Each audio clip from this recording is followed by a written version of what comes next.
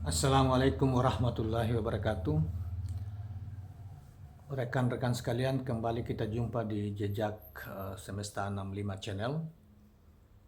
Eh, saya berharap bahwa kita semua dalam keadaan sehat walafiat dan semoga kita menjalankan aktivitas sehari-hari dengan baik dan lancar.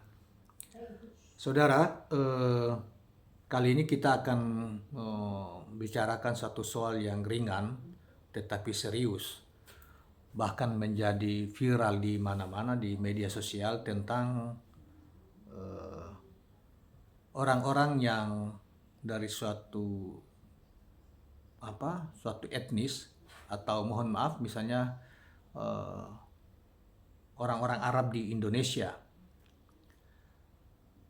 Hari-hari ini banyak viral karena banyak mereka terpecah belah dalam hal merespon suatu keadaan di negara kita,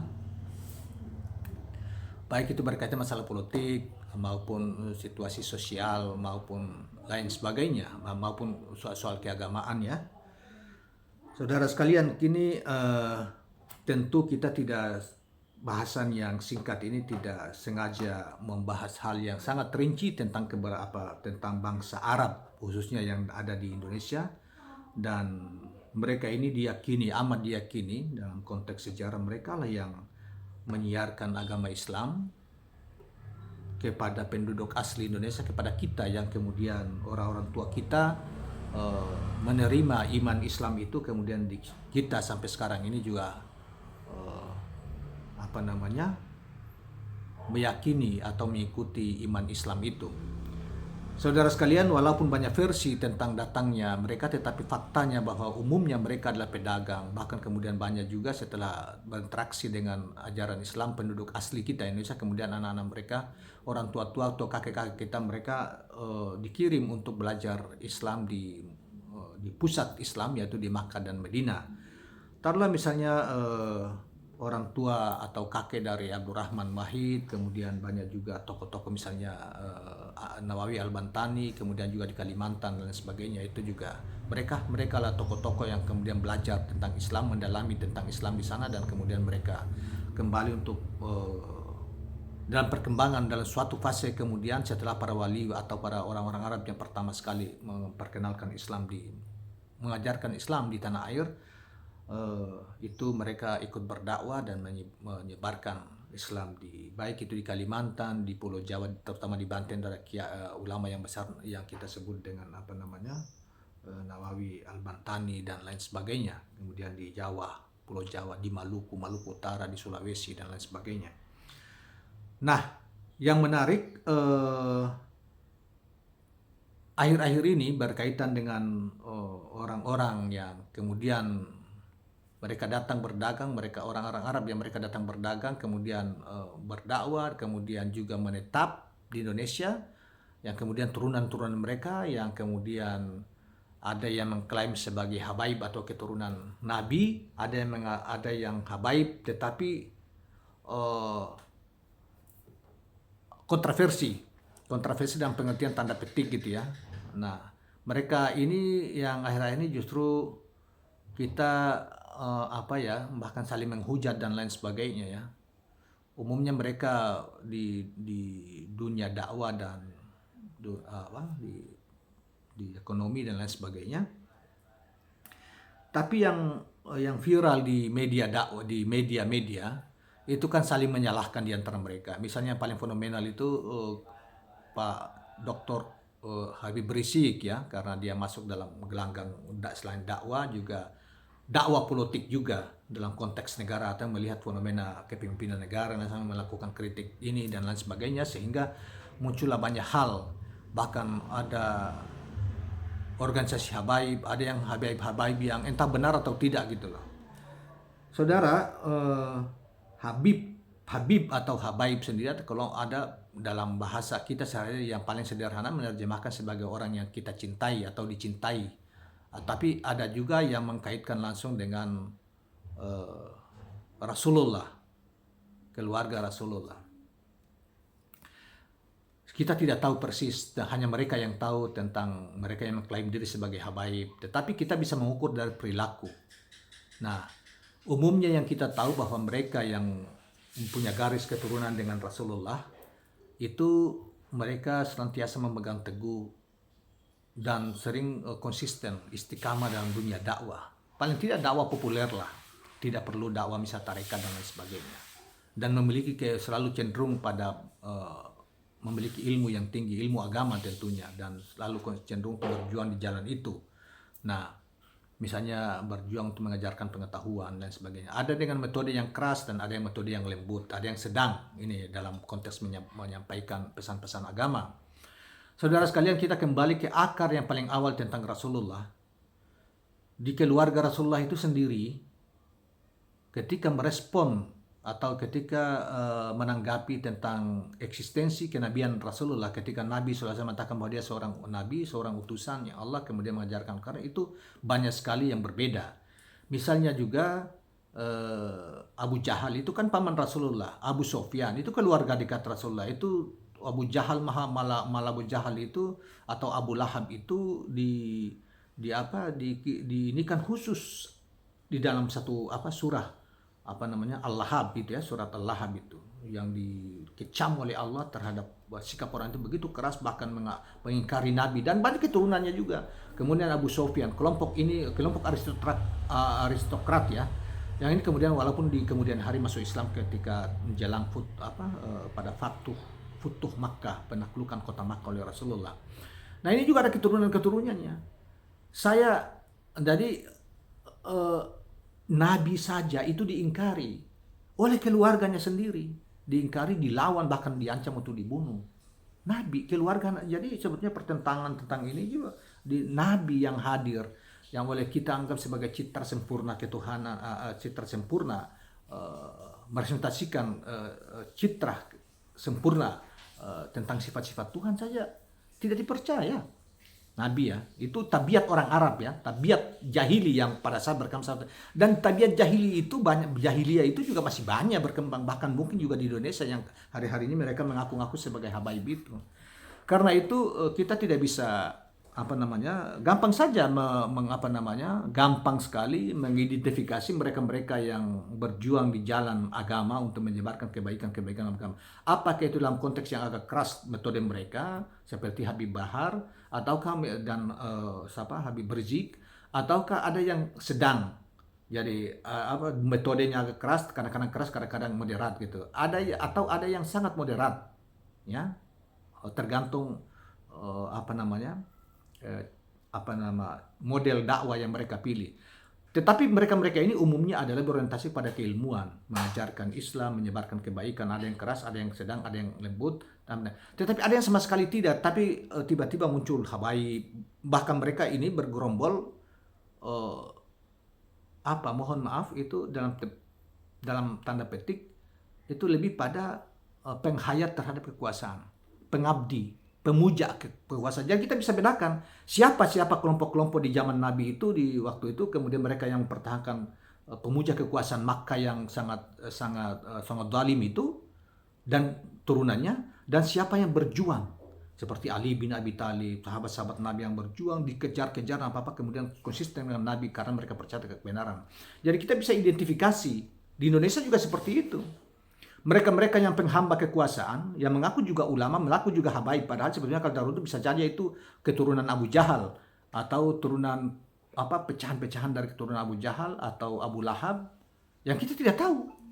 Yang kemudian mereka merepresentasikan ke sini, kemudian mereka mengaku-ngaku sebagai habaib. Ya sebetulnya kalau kita melihat mereka yang taat dan menjalankan perintah Tuhan dan konsisten di jalan keilmuan Islam, dan mereka menyebarkan kebaikan-kebaikan, walaupun cara mereka menyebarkan itu berbeda-beda. Metode itu kalau menurut saya itu metode saja. Misalnya harga keras itu Habib Habib Bahar dan Habib Rizik, banyak kita tidak sepakat karena menurut kita dalam konteks dakwah itu ada ayat Al-Quran yang sangat mengajarkan, misalnya ud'u ila sabili rabbika bil hikmah wal mau'idatil hasanah wajadilhum billati hasan. Itu menurut kita metode menyampaikan kebenaran atau ajaran Islam atau dakwah yang sudah diinikan di semacam protap yang dari Tuhan, dari Allah Subhanahu wa taala. Jadi jangan terlalu keras, apalagi menyerang ketidaksukaan kita terhadap oknum kelompok atau penguasa yang kemudian menyerang pribadi, itu tidak boleh. Nah, itu memang ada yang seperti itu. Karena semangatnya luar biasa, ya dakwanya kemudian menyerang orang yang kemudian misalnya dalam tanda petik berkuasa dalam konteks negara, yang sebetulnya mereka serang adalah kebijakan-kebijakan lain sebagainya yang dianggap tidak pro rakyat atau tidak berkeadilan misalnya. Yang kedua, mereka walaupun tidak sepakat dan kalaupun untuk menyampaikan dakwah itu walaupun tidak sepakat, tapi metodenya agak lembut, agak sedang aja. Kemudian ada yang lembut sekali, walaupun mereka tidak sepakat, mungkin mereka lebih berkompromi, bukan berkompromi, mereka lebih berdialog, mendepankan dialog dan mentipsan agama mengatakan begini. Biasanya yang ketiga ini adalah kelompok-kelompok yang mendalami ilmu-ilmu hikmah atau tarekat atau tasawuf. Itu yang seperti ini. Nah, ada juga yang enggak menghamba, ilmunya enggak ada, tapi menghamba berkelompok, kayak ada juga yang dalam bentuk penghamba kekuasaan, tapi tidak punya ilmu. Mereka orientasinya duniawi aja, tapi muncul bilang habaib, turunan Nabi, padahal enggak. Yang model begini bisa saja itu keluarga Nabi dari versi yang lain, dari versi Abu Jahal gitu ya. Dari Abu Jahal atau Abu Sofyan, turunan-turunan sisa-sisa yang kemudian sebagian ke sini, kan kita tidak tahu siapa mereka. Nah, model begitu tuh ada. Karena itu kalau jadi ukuran untuk menilai mereka, ya kalau mengaku sebagai habaib itu begitu, mereka diantaranya ya, yaitu keilmuannya, orientasinya tinggi, terutama ilmu-ilmu Islam, kemudian berjuang untuk mendakwakan Islam, menyebarkan dengan metode tentunya berbeda-beda. Mereka orientasi ilmunya gitu.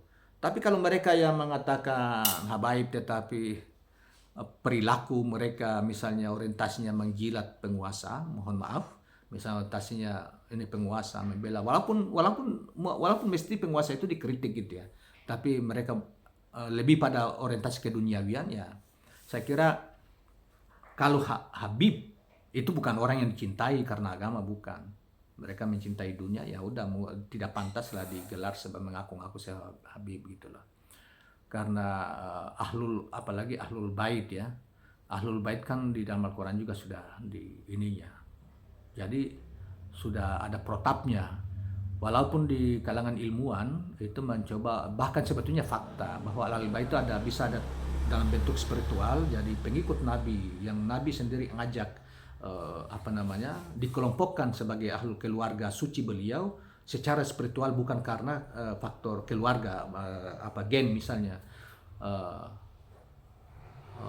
Itu seperti Salman Al-Farisi yang Nabi sendiri menarik dia di dalam garis keturunan ahlul bait, keluarga beliau. Kayak itu secara spiritual gitu ya. Dan ada yang karena keturunan, faktor keluarga, genetika misalnya itu. Makanya hal ini pun sebetulnya masih banyak debatable atau perbedaan pendapat. Ada yang mengatakan hanya selain bersifat genealogi, dan ada juga bersifat spiritual yang tadi. Genealogi ini yang banyak dibatasi. Di versi ulama-ulama Syiah, Islam Syiah maupun Islam Sunni itu berbeda juga dalam menafsir soal memasukkan mana keluarga ahlul bait yang dimaksud dan kalimat ahlul bait itu. Nah, ada yang mengatakan kalau di kalangan Syiah itu mengatakan hanya Rasulullah, kemudian Fatimah, Ali dan Hasan, Hussein. Tapi sebetulnya juga kan ada anak dari anak perempuan yang lain dari Rasulullah, kan tidak mungkin itu mereka bukan bagian dari keluarga. Jadi ada juga saudara-saudara Ali bin Abi Thalib misalnya, pamannya ya. Nah, itu kan juga ikut sudah kemudian hari masuk Islam, kemudian berjuang, misalnya Ibnu Abbas dan lain sebagainya. Nah, jadi ini debatable, tetapi mereka ini tentunya tidak dalam kelompok yang kita kata di Indonesia ya, yang kita maksudkan yang bicara tadi itu kelompok-kelompok orang Arab yang mengaku-ngaku sebagai habaib yang di Indonesia itu. Ya, menurut saya mudah kita identifikasi mereka yang setia terhadap Islam dan meningkatkan ilmunya, kemudian berdakwah ya, berdakwah dengan mereka menyebarkan Islam walaupun dengan metode yang berbeda-beda. Tapi mereka yang tidak setia dalam konteks ilmu, bahkan penghamba duniawi, itu saya kira bukan. Bisa saja mereka itu juga Arab, tetapi bangsa Arab yang turunan Abu Jahal misalnya, atau Abu Lahab dan lain sebagainya, kemudian mengaku-ngaku sebagai ini. Nah itu adalah fenomena itu, ya kita bisa membedakan. Kita tidak perlu sebutkan siapa-siapa ciri-cirinya, tapi cukup kita bisa memberi gambaran umum tentang inilah keadaannya, karena di zaman Rasul seperti ini, kemudian mereka ke Indonesia juga seperti ini, jadi wajar aja kita ini melihatnya, bisa memetakannya ya. Nah ini juga nanti di konteks kelompok-kelompok yang pendatang yang lain, misalnya kelompok, mohon maaf, keturunan Tionghoa misalnya, itu juga seperti itu. Ada juga yang setia, mereka berdagang, hanya berdagang saja. Ada yang berpolitik, ada yang ini, tapi itu sama. Jadi cuma karena Arab ini banyak ramenya karena mereka ada orang Arab yang memperkenalkan, membawa Islam di kita. Ya, kemudian kontroversi karena kemudian ada dimasuki, ada tokoh-tokoh yang masuki mengkritisi penguasa dalam bentuk kebijakan penguasa yang keras, sehingga ada juga yang ke sana yang pro dan lain sebagainya. Jadi ini agak viral, kita sebetulnya agak viral, dan bagi saya, dan ada yang masih mengaku begini-begini, makanya kemudian kita coba untuk ikut bicara-bicara ringan soal ini, dan mudah-mudahan ini menjadi pengamatan kita aja ya, menjadi ya semacam pengetahuan tambahan aja tentang kelompok-kelompok ini, terutama yang kelompok yang mengatasnamakan habaib, bahkan sebetulnya sama sekali tidak terkait, karena kita juga tidak tahu silsilah mereka, tapi gambaran tentang di zaman Nabi saya seperti itu. Bisa jadi mereka ini yang pro atau tidak sejalan dengan keluarga Nabi yang sesungguhnya, atau mereka yang orientasi duniawinya tinggi sehingga soal agama tidak ada urusan dengan mereka, dan mereka lebih kompromistis. Itu biasanya fenomena itu juga ada di zaman itu, bahkan melawan Nabi. Itu bisa jadi itu keturunan Abu Jahal atau Abu Sufyan dan lain sebagainya, Umayyah lah. Tapi Umayyah juga sebagian besar juga pro Nabi gitu ya di kemudian hari. Tapi bisa jadi, tapi mereka inilah termasuk garis awal terdepan melawan Nabi di awal-awal gitu. Nah, ya ini bisa jadi itu juga ada sebagian di sini yang mengaku-ngaku habaib dan sebagainya. Saya kira inilah fenomena yang hari-hari ini muncul, sehingga kita ikut urung rembuk untuk mencermati dan mengomentari di bentuk video ini. Mudah-mudahan mereka menyadari ini, bahwa mereka benar-benar mereka itu adalah bagian dari orang yang dicintai karena atau turunan keluarga besar Nabi. Tentunya mereka memperlihatkan perilaku dan perlihatkan kemampuan keilmuan Islam mereka, kemudian perilaku tidak pantas sebetulnya sebagai keluarga ulama atau ini. Kemudian kalaupun untuk kita bersikap untuk pro terhadap suatu sistem kekuasaan atau pemerintah, ya harus juga memperlihatkan kualitas kualitas mereka.